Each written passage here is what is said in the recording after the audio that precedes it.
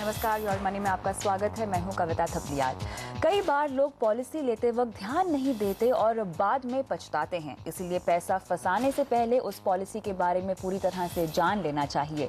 Your money में आज हम बात करेंगे इंश्योरेंस की और दर्शकों के सवालों के जवाब देंगे रुंगटा कॉर्पोरेट सर्विसेज के डायरेक्टर हर्षवर्धन रुंगटा। हर्ष, आपका स्वागत है। शुरुआत करते हैं पहले दर्शक के साथ। नवी मुंबई से रोशन हमारे साथ फोन लाइन पे जुड़े हुए हैं। रोशन, गुड इवनिंग, अपना सवाल पूछिए। हाँ, गुड इवनिंग मैम। हाँ जी। हाँ, मेरा सवाल इंश्योरेंस से था। एक्चुअली मेरे wife state bank of Hyderabad में एज असिस्टेंट मैनेजर जॉब करती है। तो उनको बैंक के तरफ से ये मिला हुआ है मेडिकल इंश्योरेंस। ठीक है। जो कि उनको 100% और अदर फैमिली मेंबर्स को 75% कवर करता है। बिल्कुल, ओके। और मेरा जो है ऑफिस से मुझे 3 लाख का only for me medical cover मिला हुआ है। ठीक है, ठीक है। तो मैं ये जानना चाह रहा था कि अभी मैंने कोई अलग से पॉलिसी नहीं ली है अभी, मेडिकल पॉलिसी। तो अभी हमारा कवर है ऑलरेडी, तो इसमें इस केस में क्या मुझे सेपरेट पॉलिसी लेना चाहिए या नहीं? जरूर। आप अपने माता पिता के साथ रहते हैं रोशन? नहीं, मैं मेरे पेरेंट्स में से I am the only son. उनकी पॉलिसीज ले रखी है सेपरेट मेडिकल। ठीक है, ठीक है। हाँ, हम दोनों की अभी नहीं है सेपरेट पॉलिसी। ठीक है, ऑफिस से कवर है। हर्ष, तो इनके पास ऑलरेडी ऑफिस से प्रोवाइडेड है मेडिक्लेम, लेकिन शायद इनको अपने लिए अलग एक हेल्थ कवर भी ले लेना चाहिए। क्या सलाह होगी आपकी?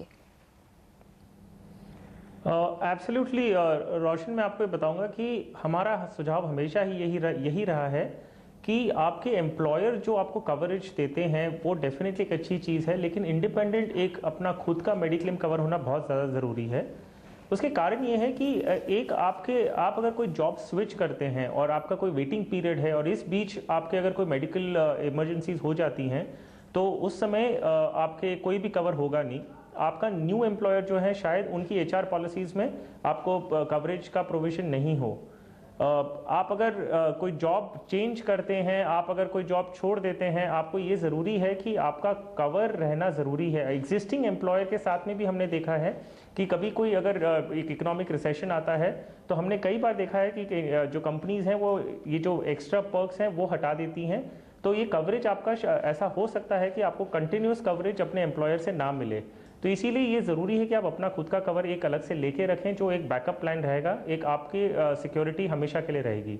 जो प्लान्स आप कंसिडर कर सकते हैं वो है टाटा AIG की मेडी प्राइम और अपोलो म्यूनिक इजी हेल्थ। इन दोनों पॉलिसीज़ में आप देख लीजिए, जैसे आपके सुविधा हो, आपके जो कन्वीनियंट है, आप इन दोनों में से कोई भी पॉलिसी ले सकते हैं। हर्ष, यहाँ पर टर्म प्लान को लेकर भी इनका सवाल है। इन्होंने तो अपने लिए टर्म कवर ले लिया है, लेकिन इनकी वाइफ के लिए लेना चाहते हैं, तो क्या रेकमेंड करेंगे आप? कविता, देखिए, टर्म प्लान हम नॉर्मली रेकमेंड करते हैं उन्हीं इंडिविजुअल्स के लिए जिनके कोई डिपेंडेंट्स हो।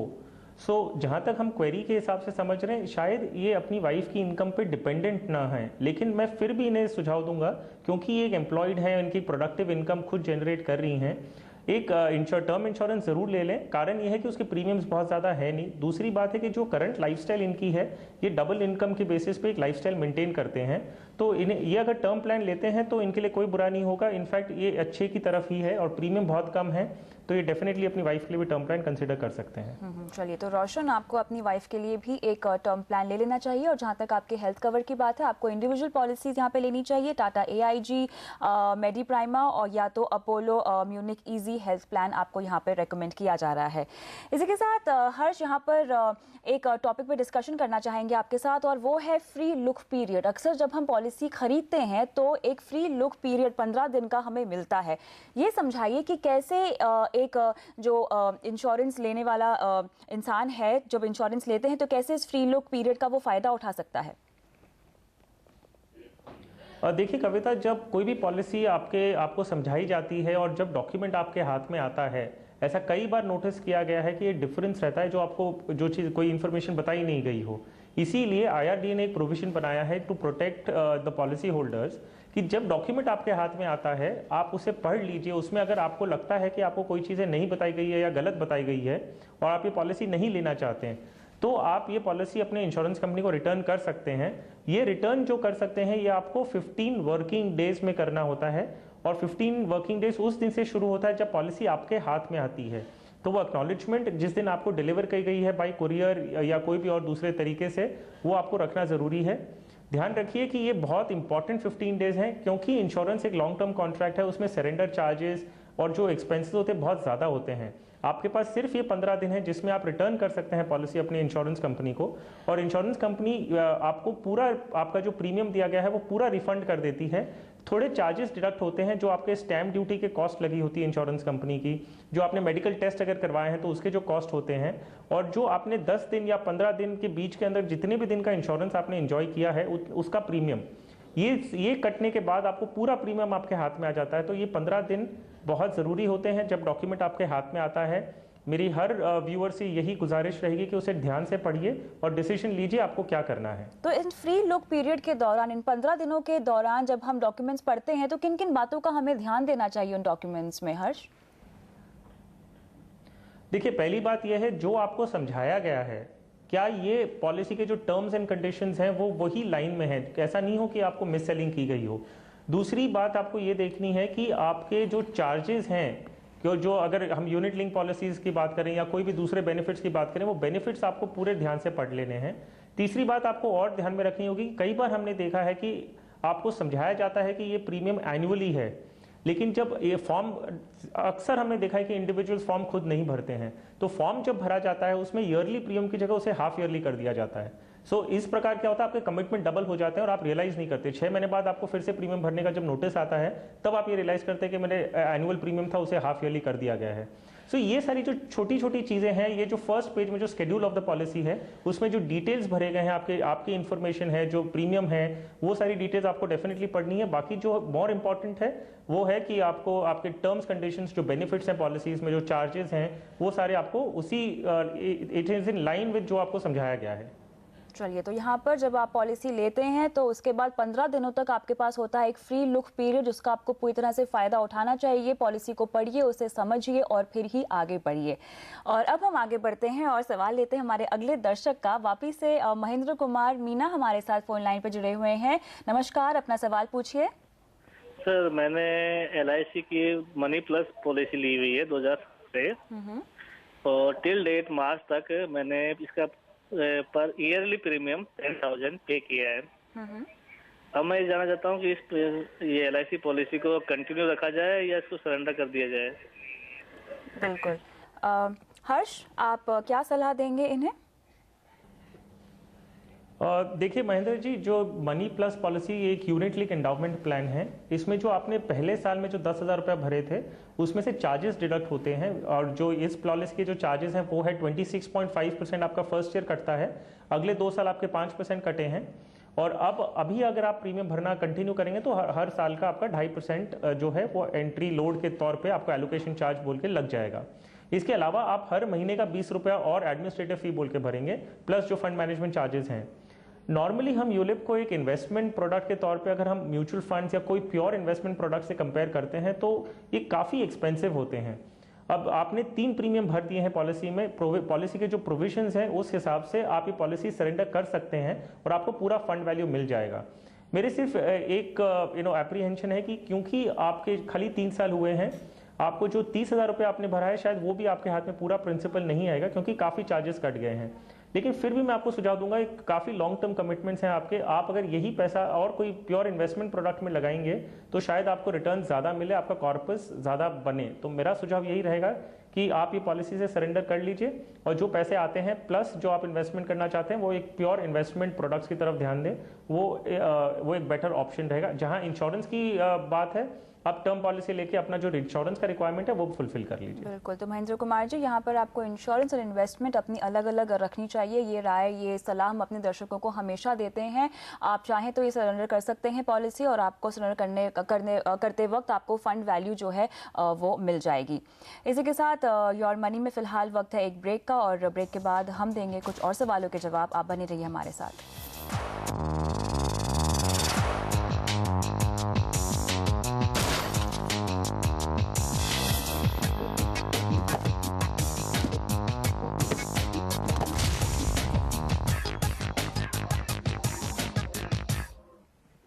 योर मनी में आज हमारा फोकस है इंश्योरेंस पर और सवालों के जवाब देने के लिए हमारे साथ है हर्षवर्धन रुंगटा। बढ़ते हैं अगले दर्शक की ओर। गुड़गांव से दीपक कामरा हमारे साथ फोन लाइन पे हैं। दीपक नमस्कार, अपना सवाल पूछें। मैम मैं टर्म प्लान लेना चाहता हूँ और मैंने HDFC के बारे में पता किया था, तो मैं ये जानना चाहता हूँ ये टर्म प्लान कैसा है और मतलब ऑनलाइन लेने में क्या बेनिफिट्स हैं और कोई मतलब डिफरेंस तो नहीं है ऑनलाइन और ऑफलाइन में। आपकी सालाना आय क्या है दीपक? 7.4 लाख। 7.4 लाख। तो हर्ष आप क्या सलाह देंगे? 7.4 लाख इनकी सालाना आय है, तो उसके हिसाब से इन्हें कितने का टर्म प्लान लेना चाहिए और क्या रिकमेंडेशंस होंगी आपकी? वेल दीपक जी, पहला जो आपका सवाल है उसका जवाब दे दूं। जो ऑनलाइन पॉलिसीज़ हैं उनमें और ऑफलाइन पॉलिसीज़ के जो टर्म्स एंड कंडीशंस हैं, जो कवरेज है, उसमें कोई भी फ़र्क नहीं है। सिर्फ जो ऑनलाइन पॉलिसीज़ क्या है, थोड़ी जो ऑफलाइन पॉलिसीज़ है उससे काफ़ी सस्ती हैं। उनका कारण ये है कि ऑनलाइन पॉलिसीज़ आप डायरेक्टली इंश्योरेंस कंपनी की वेबसाइट से ख़रीदते हैं, तो इंश्योरेंस कंपनी के काफ़ी कॉस्ट बचते हैं। इसमें एक कमीशंस होते हैं, इसमें डॉक्यूमेंट हैंडलिंग होते हैं, जो भी सारे जो उनके कॉस्ट की जो सेविंग्स होती है वो आपको as an insurance as a policy holder वो आपको पास ऑन करते हैं, इसीलिए वो आपको डिस्काउंट देते हैं। हालांकि ये जो फीचर है इसकी वजह से आपके कोई भी कवरेज में कोई भी आपके नुकसान नहीं होगा। और आप बेशक HDFC या कोई और इंश्योरेंस कंपनी के भी प्रीमियम आप कंपेयर कर लीजिए। ICICI प्रूडेंशियल है, कोटक है, अवीवा, इन कंपनीज की आप प्रीमियम कंपेयर कर लीजिए, जो आपके सूट करता है वो आप ले सकते हैं। जहाँ तक कवरेज का अमाउंट है, अगर आपकी इनकम 7.4 लाख है, आप उसका 10 to 15 टाइम्स कवर आप शुरू कर सकते हैं लेना, तो अबाउट 1 करोड़ कवर मेरे हिसाब से ठीक रहेगा कि अगर आप शुरू करते हैं 1 करोड़ इज गुड इनफ। तो दीपक यहाँ पे आपको 1 करोड़ का टर्म प्लान लेने की ज़रूरत है, लेकिन हर्ष यहाँ पर सवाल ये आता है कि अगर ये अपनी डिटेल्स सही दे, अब जैसे कि कई बार ऐसे दर्शक हमें सवाल पूछते हैं कि क्लेम सेटलमेंट में कोई प्रॉब्लम तो नहीं हो जाएगी अगर हम ऑनलाइन टर्म प्लान लेते हैं, तो डिटेल्स में हमें किस तरह एक्यूरेट रहना चाहिए? अब देखिए, आप अगर जब पॉलिसी लेते हैं, वेदर आप ऑनलाइन लें कि ऑफलाइन लें, आपको एक ही चीज़ का ध्यान रखना है कि जो भी इंफॉर्मेशन पॉलिसी जो आपके प्रपोजल फॉर्म में मांगी जा रही है, वो सारी इंफॉर्मेशन आप एग्जैक्टली और ऑनेस्टली और ट्रूथफुली डिक्लेयर करें। आपका कोई भी हेल्थ स्टेटस है, आपका कोई भी पास्ट मेडिकल हिस्ट्री है, आपकी ऑक्यूपेशन डिटेल्स क्या हैं, ये सारे आपको ऑनेस्टली डिक्लेयर करनी है। अगर आपने ऑनेस्टली डिक्लेयर किया है और बाद में अगर कोई क्लेम आता है तो आपको डरने की कोई बात नहीं। ऑनलाइन हो या ऑफलाइन पॉलिसी, आपको क्लेम दोनों सूरतों में मिलेगा। सिर्फ एक चीज़ और हमने कई बार देखी, एक सवाल दर्शकों के मन में आता है कि आज आपने एक एग्जांपल लीजिए, एक इंसान जो स्मोक नहीं करते हैं, जो सिगरेट स्मोकिंग नहीं करते हैं, अल्कोहल कंज्यूम नहीं करते हैं, और कल जाके पॉलिसी लेते वक्त एक्चुअली जेन्युइन स्टेटस था कि वो स्मोक नहीं करते थे। 5 साल पॉलिसी लेने के 5 साल बाद अगर वो स्मोकिंग या वजन बढ़ जाता है उनका, अगर ऐसी कोई सिचुएशन होती है तो भी आपको क्लेम मिलेगा, क्योंकि ये जो लाइफ इंश्योरेंस पॉलिसीज इशू की जाती है वो करंट स्टेटस को देख के दी जाती है। बाद में अगर आपकी लाइफस्टाइल चेंज होती है या आपका वजन बढ़ जाता है या कोई एलिमेंट, आपको कोई बीमारी हो जाती है, उससे आपके क्लेम पे कोई फर्क नहीं पड़ता। चलिए, तो यहाँ पे जब भी आप टर्म कवर लें तो अपनी इन्फॉर्मेशन जो है वो बिल्कुल सही दें। और अब बढ़ते हैं अगले सवाल की ओर। महाराष्ट्र से राहुल जैन हमारे साथ फोन लाइन पे जुड़े हुए हैं। राहुल नमस्कार, अपना सवाल पूछें। मैम, अभी मेरा इन्वेस्टमेंट है कुछ और मेरे पास मतलब इन्वेस्टमेंट है कुछ, पर LIC में कौन सा बेस्ट प्लान रहेगा? मेरे पास मतलब एक चाइल्ड है, जो लड़की है 1 महीने की, और दूसरा जो है वो मतलब लड़का सन है, लड़का तो वो है 5 साल का अभी। तो उनके हिसाब से, दोनों के इन्वेस्टमेंट के हिसाब से, उनके एजुकेशनल पर आए, मतलब उनकी मैच्योरिटी पर 18+ जब आएंगे उस वक्त के लिए जो प्लान रहेंगे, बेटर कौन सा प्लान मिलेगा मुझे? राहुल, आपकी डिटेल्स में आपने कहा है कि आप 50,000 इन्वेस्ट कर सकते हैं, तो क्या ये आप हर साल इन्वेस्ट कर सकते हैं? नो मैम, ये वन टाइम इन्वेस्टमेंट है। हो सकता है कि ये वन टाइम और सेकेंड टाइम में 5 साल बाद कर सकता हूँ। ठीक है, तो हर्ष बेसिकली इन्हें चाइल्ड प्लान चाहिए यहाँ पर, तो क्या रेकमेंड करेंगे आप? वेल राहुल जी, आपने स्पेसिफिकली LIC के चाइल्ड प्लान्स जो पूछे हैं, मैं आपको बता दूं LIC के पास लगभग 8 प्रकार के 8 टाइप्स ऑफ चिल्ड्रन प्लान्स हैं। वो नाम आपको मिल जाएंगे, आपकी स्क्रीन पे आपको सारे पॉलिसीज़ के नाम मिल जाएंगे।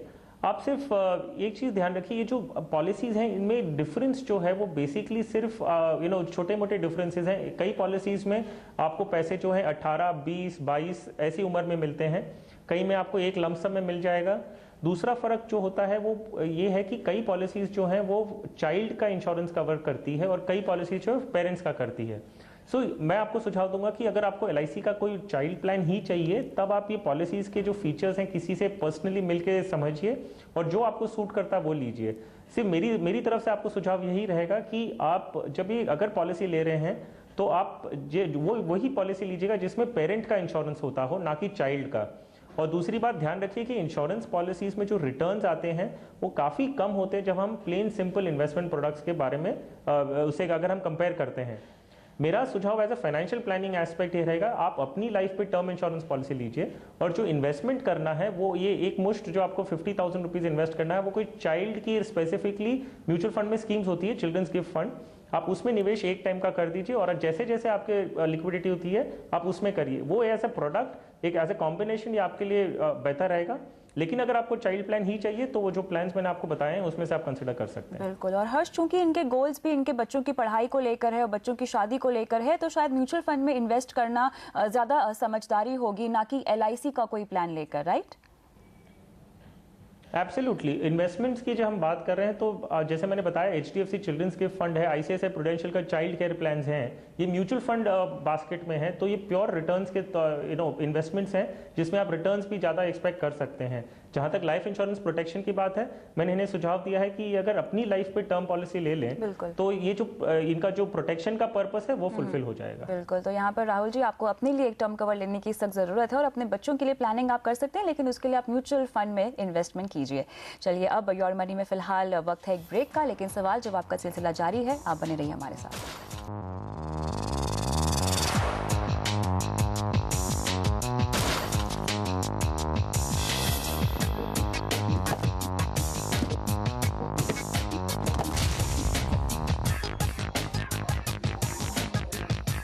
प्योर मनी में आज हमारा फोकस है इंश्योरेंस पर और सवालों के जवाब देने के लिए हमारे साथ है रुंगटा सिक्योरिटीज़ के CFP हर्षवर्धन रुंगटा। बढ़ते हैं अगले सवाल की ओर, जो हमें ईमेल किया है चिंतन ने।